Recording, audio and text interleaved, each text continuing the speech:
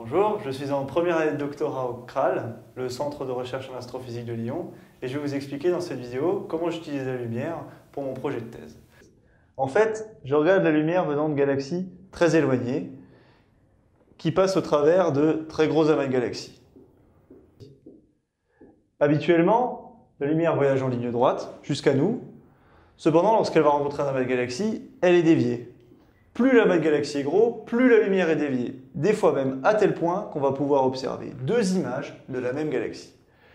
De manière plus concrète, je vais prendre des photos qui vont me permettre de voir à la fois les amas de galaxies et les galaxies très éloignées.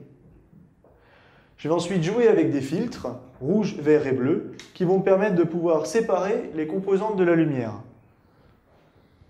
Et une fois que j'ai joué avec ces filtres, je vais pouvoir observer sur mes photos les amas de galaxies qui sont plutôt rouges, alors que les galaxies très éloignées, elles, apparaissent plutôt bleues.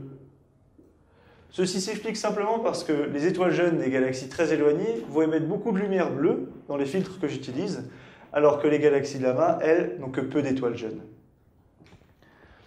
Après avoir fait tout ça, je vais pouvoir identifier sur mes photos les zones de l'image qui ont plus de lumière bleue par rapport à la lumière rouge ou verte. Et ainsi, je vais pouvoir identifier les galaxies très lointaines.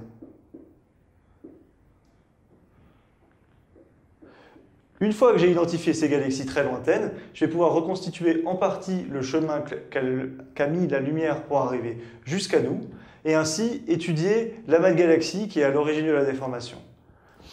J'ai aussi un autre projet au cours de ma thèse, c'est que je vais essayer de concevoir un logiciel qui va permettre de chercher automatiquement les galaxies très éloignées dans les photographies en se basant sur leur couleur, comme je vous l'ai expliqué.